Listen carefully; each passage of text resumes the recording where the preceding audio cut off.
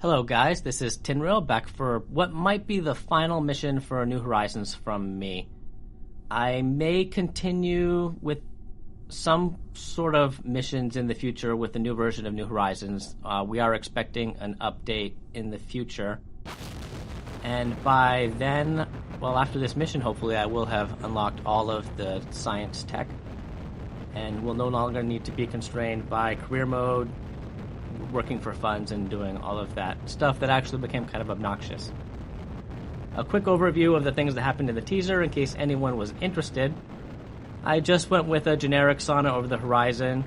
I wanted to show off the spontaneous disassembly on vessel switching, which I was experiencing. I had a number of problems, some of them including the docking ports not releasing.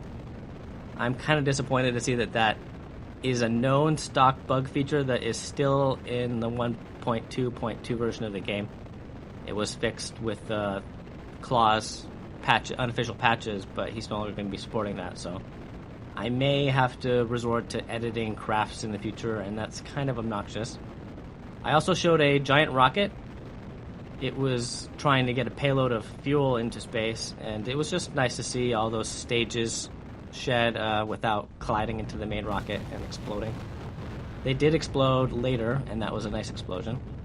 I just went with a quick teaser for Nolus. I had some really crazy wobbling when I was refueling with some shed stages that I had from failed attempts earlier. I don't know. I'm sure it was my fault. I just then also showed Valentina on Nolus. No EVA, about 2.8 kilometers from her vessel, so there's that. What I'm launching right now is the lander that I built for this mission. It's set up as a single stage to orbit type vessel. It can launch off of the surface of Kerbal all by itself and get safely back to Kerbal. It's using the Rhino engine, which has very poor ISP in the atmosphere and gets better in space. So it's not efficient for Kerbal at all. It burns hundreds of meters a second of fuel just sitting on the landing pad before it gets enough thrust to weight to actually lift off. But I decided I would set up a specific lander for landing. It also includes all of my science experiments except for the ScanSat ones, so it does have the orbital ones, because it doesn't make sense to put those on the probe if the lander is going to be going into the lower atmosphere, because it has to land anyway. And then I'll have my classic tug scenario where I can connect both of these vessels, and we're gonna head to Jewel.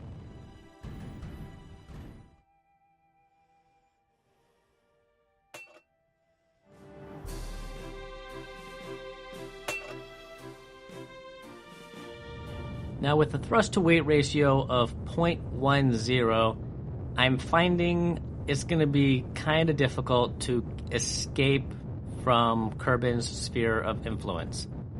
The amount of burn I need is essentially the duration of my orbital period, so if I continued burning that whole time, I wouldn't be pushing my orbit out enough to actually escape, and I'd just be elongating a circle around the planet as it kept spinning.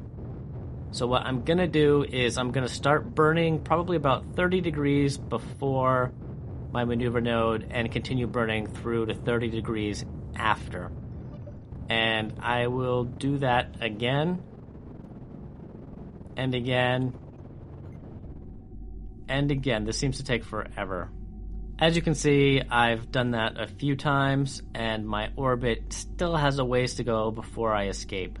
Since I have to do this anyway, I might as well arrange an encounter with Saren and get a little boost off of it if I can, so that I don't have to worry about the same issue of burning a long time to escape from sauna.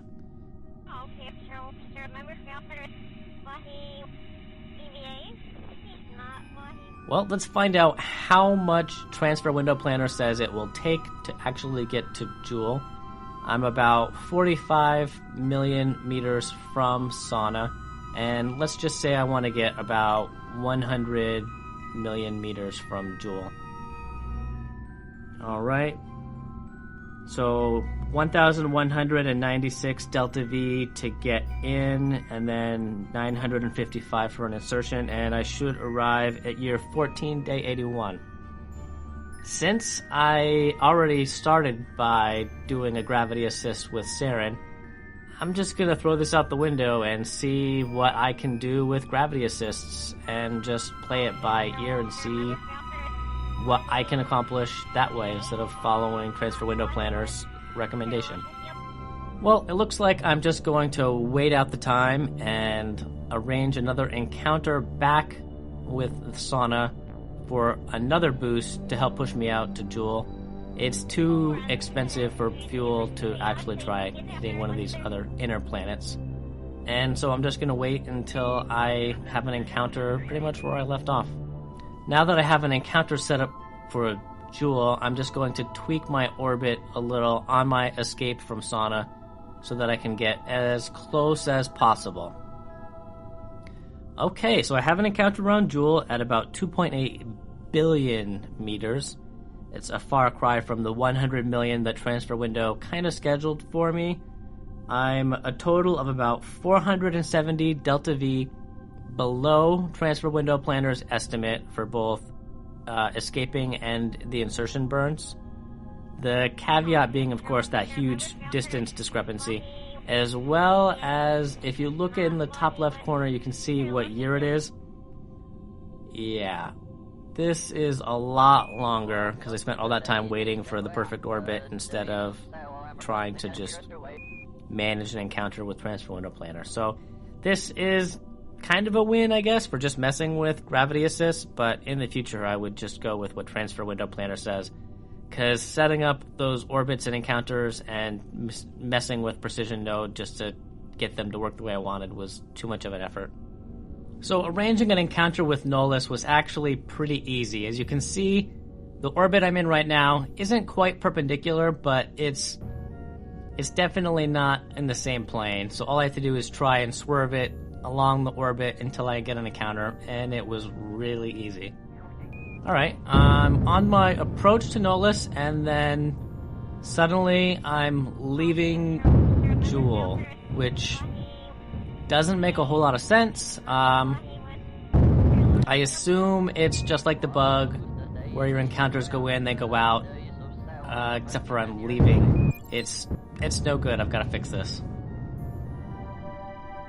Alright, now I'm just gonna collect a bunch of science. Science. All over the ship.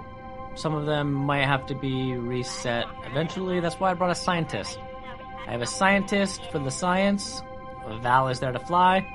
And Bill is around to repair, or I guess redeploy, refit, the parachutes. If I need those, I may, well, I was going to go to Duna, but I'll spoil it now. I don't go to Duna. It was too expensive.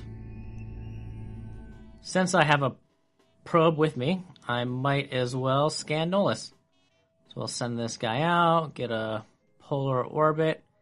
I don't quite know the best way to determine where the poles are, so I've been setting my orbit to be perpendicular from what I perceive to be looking at it sideways along the orbital path. It works most of the time. Let ScanSat do its thing. And there we have it. A nice map of Nolus with the biomes as well as the height. Now we'll just return back to our ship.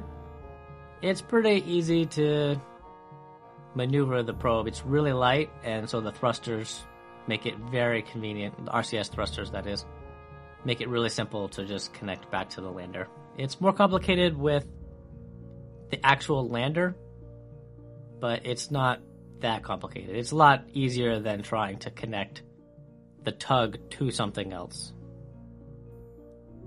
Alright, we're in the upper atmosphere. Time to collect some more science. Get these orbital experiments going.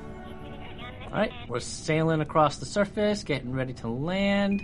Going for icy surface biome.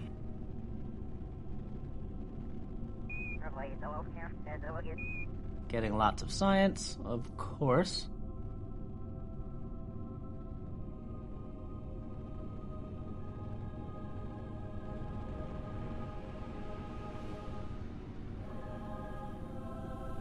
And then there's the obligatory photo shoot.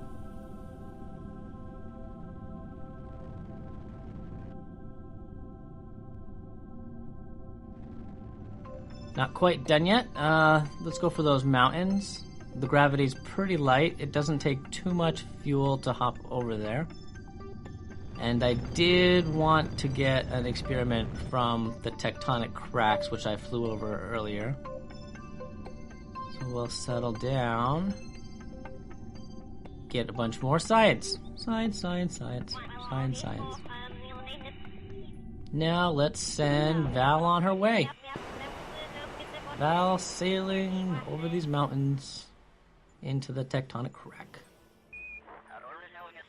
Slowly descending, and then, bouncing and sliding and hopping the way that Kerbals do.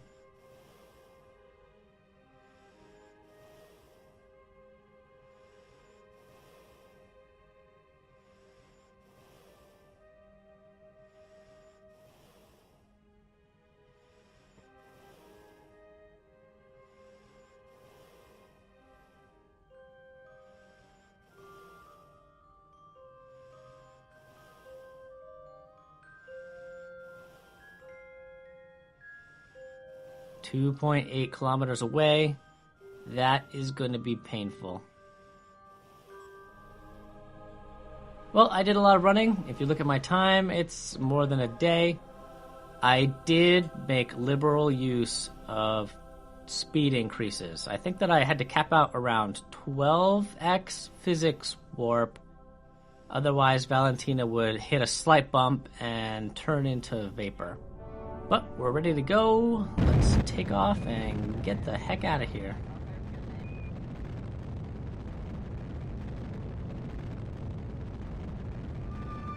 Using Waypoint Manager, I was able to set up a fairly good plane.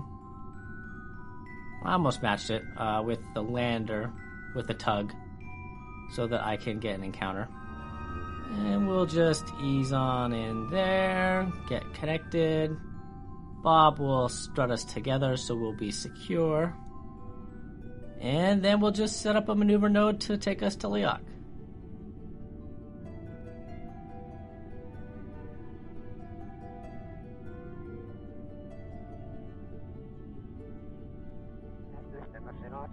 And there she is. Giant, green, crushed right across the equator. Time for some more science. That is where my footage from last year actually does end. I'd thought about finishing there, but I made it to Liak. I feel like I should do something there. This is kind of my tech tree. I have actually set up my old game, kind of, in the latest version of Kerbal Space Program. This is running version 1.2.2 right now. Some of the parts shifted in their location from the vessel that I had, so to rebuild it, I had to unlock a couple parts. I had over 1,600 science, and to actually get my vessel going, I had to unlock 3 550 nodes. So to compensate, I set my science at -18, so that everything is square. And this is all that I have left to unlock. So my hope is I can finish this mission, and just maybe I'll get enough science to unlock them all. These end ones are 1,000, so I don't know how close we'll get. Now this is a pretty faithful recreation of the ship setup that I had. It's better than what I had in some ways, because I did not mention this earlier, but I was able to get my ships going in that last save because I combined parts together using Ubiozer welding, which is a mod that merges parts together into weld mets, which are groups, so they only count as one part. Now that sounds pretty awesome off of the bat until you get to the fine details, and the fine print says, oh, you can weld everything together except for RCS, landing legs, lights, solar panels, experiments, and docking ports, and depending on where you position your escape hatches for your crew, you might not actually be able to use them at all. I was able to get my part down anyway, but it was learning how to build in a different way to try to accomplish that. So let's send this to Leok and see what things are like over there. Now, if you take a look in the top right here in my alternate resource panel, I have actually reconfigured the fuel and everything else to match what I had when I made it to Leok, just so everything is the same. I've got Val, Bill, and Bob all down to the same levels because I copied their history from my old save. Interestingly enough, you can't set experience for levels. It's really based off of accomplishments. So over here we've got Leok, and Leok is not green. Leok also does not have a huge crevice around the equator, so let's take a look. The characteristics. Atmospheric characteristics. Atmosphere present. No. Well, if you remember from how it looked just moments ago for you, it was green and it had more than 20 atmospheres. So this, with a gravity of 0.08, is going to be super easy to land on and not as fun as what I'd planned. So I actually do have a copy of my game on version 1.05, and I'm going to go land there. Here we go, 21 atmospheres, a height of 70,000. Gravity 0.085. This is where I want to land. So I want to control this lander. Oh, that's pretty close. Might cause an accident. Activate engine, fuel tanks, open. I'm just gonna zero out my orbital velocity. Now, I mentioned earlier about the Rhino being very horrible in atmosphere. You can see that right now, my specific impulse is 340. You can expect that to go down. I just overshot quite a bit. I think that the crack runs through here, so I should be good, but I'm gonna go zeroed out anyway. It's probably going to become very difficult to control my vessel once I dip into the atmosphere, though. Let me turn down this thrust limiter. Yep, I can see the crack below me now. Right, let's zero that out. What is going on? I can't tell. It seems like it's only giving me accuracy within 24 meters a second. But I'm gonna straighten out now. I have my air brakes out. They should help me land. I've also got drogue and regular chutes to assist with landing. Am I moving?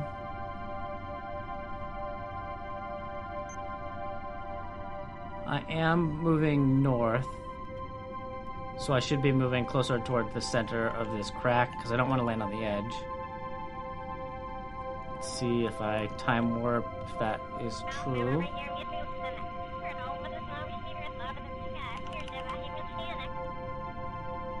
Which way is that? Oh, that's the other way. I'm going to give myself a boost that way, because I do want to make sure that I land in the crack.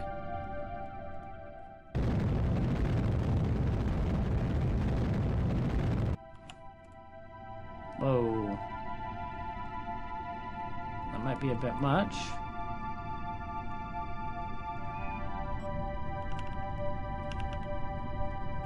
Okay, the specific impulse of my engine is 294, down from 340. And I'm having a hard time turning.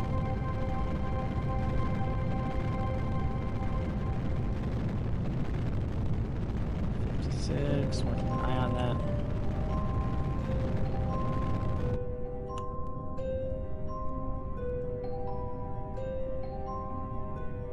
Alright. You can see that my speed to the surface is actually decreasing. So as the atmosphere gets thicker, it's starting to slow me down a lot more. Might as well deploy my landing legs just because my lights are on. I should land in this crevice. I have to be pretty careful landing. Let's see. It says that my altitude is 10,000 meters. This isn't working because I might be below 0 with the height maps for this planet. I'm not sure. I also don't know how well these parachutes function and or break in such a high atmosphere. But I think if I get below 20 meters a second, I might send a Kerbal out. Just for fun. Altitude 5,000.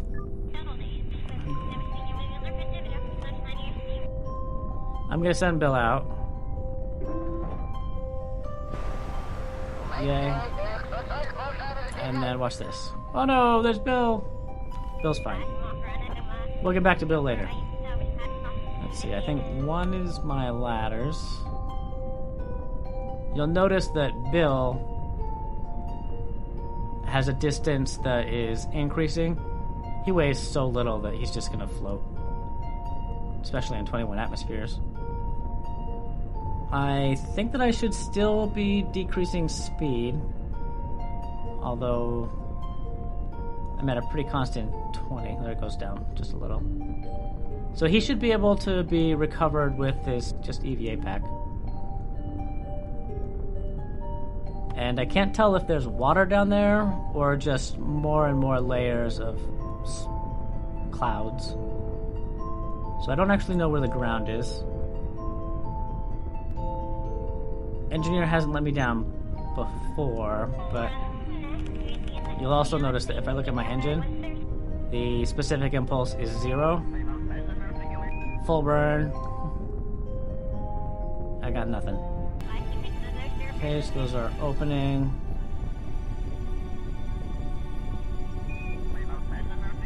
Slowly slowing down a little. 1,500 meters. I can see the ground. It looks like the bottom of an ocean. Waves of sand, kind of. Whoa, whoa, whoa, whoa, whoa, whoa, whoa. That is not 700 meters away. I don't think. Yeah, that was kind of close. Now, can I stay balanced with my RCS to help me out? I can't tell what's going on. I might be sliding. I don't want to turn it off. Auto-saving usually means I've landed. I turn off. Alright, safe landing. Now, can I transfer to Bill? Yes. So now the mission is to save Bill.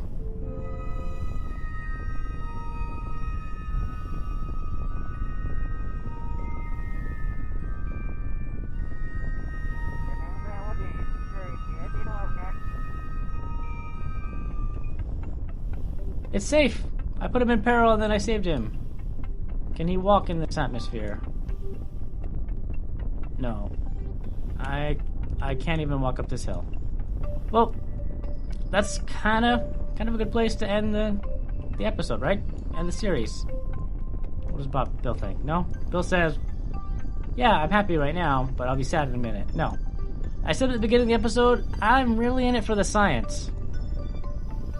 So I'll probably do another episode after this where I land on this planet. Possibly another one, we'll see how the fuel is, in the new version of New Horizons. If you haven't seen it, check it out.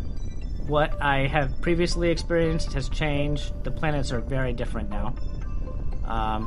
But I'll continue the mission from there. And I really want to get back home and see if I can fill out that tech tree. So thank you guys for watching, and I'll see you next time.